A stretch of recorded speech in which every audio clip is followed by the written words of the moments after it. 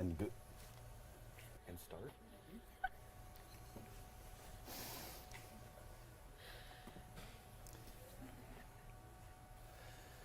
Good afternoon. I'm Dan Mars. Thanks for joining us for this 13 Plus FastCast. I'm joined by First Alert forecaster Allie Potter, and boy, a nice monsoon day shaping up for us. I know it is. So in Tucson, it's pretty much dry right now, Dan. However, look, a different story though happening in Cochise County. We have several weather alerts right now in effect. We have a flash flood warning. We have a flood advisory. We have actually two of those. And we also have a severe thunderstorm warning. Keep in mind the time differences though. Some are going to expire earlier, others are later. So this flash flood warning happening east of the Wilcox area, expiring around that 4:30 mark, and then also a little bit south, or north of Elfrida. We have this flood advisory in effect. Again, still sticking with Cochise County in the Sierra Vista area. This will expire at 4:30 this afternoon.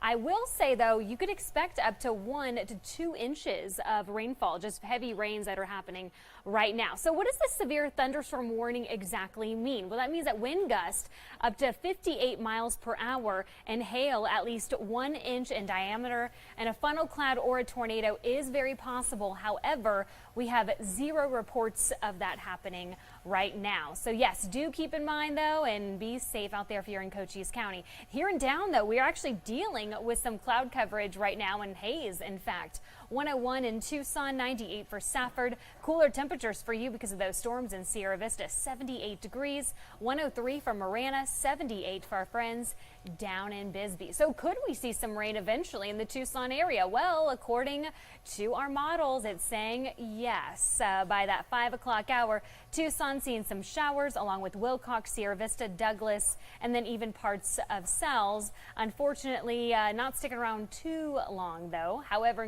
Sierra Vista, it will and then dissipate pretty much by that 9 o'clock, 10 o'clock hour. Tomorrow, what does that look like? Well, cooler temperatures, we're sticking with that. So that's some good news. A 30% chance for rain for Tucson, 94 for Sierra Vista, 96 in Nogales, 97 for Douglas, 50% chance for rain for Santa Cruz and Cochise counties. Here's a look at that 7-day forecast. The low 100s are sticking with us. So that's the positive news on your Monday. 101 by Wednesday, those rain chances do increase slightly to 40%, 30% on Thursday. But unfortunately, drying out starting on Friday. But we're still sticking with those cooler temperatures, Dan. So that's some good news for you. But then come the weekend, we'll heat right back up. Always take those low 100s. Oh, yeah. Get the sweaters out. Sweater weather. All right. Thanks, Allie. Appreciate it. Now let's take a look at some other news that we are following right now. There are several investigations underway after a Pima County Sheriff's deputy shot and killed a suspect. This happened late last night in the area of Flowing Wells and Roger. It started after somebody called 911 to report that their ex-boyfriend forced his way in and was still inside the residence. Deputies responded and say the man was armed with a knife. A deputy shot the man after PCSD says he advanced on those deputies, again, armed with that knife. His name has not been released. The Pima County Regional Critical Incident Team will handle the criminal investigation. The Tucson Police Department is the lead investigating agency for the officer-involved shooting. The Pima County Sheriff's Department will conduct its own separate investigation to determine if any policy violations happened, as a standard practice in all officer-involved shootings. All findings will be sent to the Pima County Attorney's Office. Now, we've also got new this afternoon. Sierra Vista police have arrested this man they say had sexual abuse material on his computer. 70-year-old Alan Wheeler was arrested on Friday. The investigation into Wheeler started after the Cochise County Adult Probation Office identified that he violated the conditions of his probation by possessing material that indicated he was using his computer to view illicit child images. Detectives obtained a search warrant for the digital media secured by the Adult Probation Office and found hundreds of illicit child images. Wheeler faces 4 counts of sexual exploitation of a minor and 1 count of tampering with evidence. He was booked into the Cochise County Jail and is being held without bond. Anyone with information relative to the exploitation of children or criminal activity on the internet is asked to contact Sierra Vista Police Detective Thomas Ransford at 520-452-7500. In just a couple of hours, President Joe Biden arrives in Arizona, where he will make an appearance at the Grand Canyon tomorrow. President Biden is expected to discuss climate provisions in the Inflation Reduction Act. His stop at the Grand Canyon comes after the hottest month ever recorded. Phoenix just experienced 31 straight days of temperatures of at least 100 degrees and higher. After his trip to Arizona, President Biden travels to New Mexico and then on to Utah. Well, as you know, a lot of you parents out there, it's back to school time, and that means our kids are going to be coming home with some illnesses along with homework. 13 News reporter Emily Miranda spoke with Sahuarita District on how they are preparing as we head back to school. Highest concern is making sure that we have healthy classrooms, healthy children, so that we can promote, kids in school getting the best education they can possibly get. To do that, schools are cleaning all their classrooms and reminding everyone of their illness policies.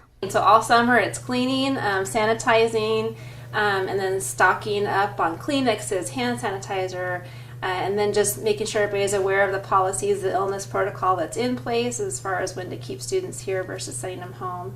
Sahuarita School District says they are also retraining their staff for the first day. Everyone, whether it's custodians who are in the schools all the way through our teachers and administrators, that they've been up to date with some of the current practices for, keeping kids healthy in school and taking care of the kids with the special needs and healthcare issues. Teachers will continue to monitor their classes for signs of illness.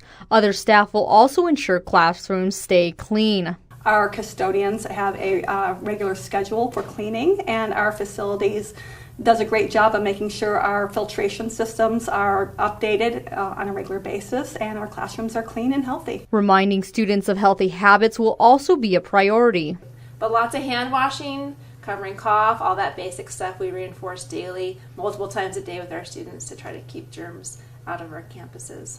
Officials also want to remind parents to do their part. They wake up in the morning and they don't feel well or they're complaining of something.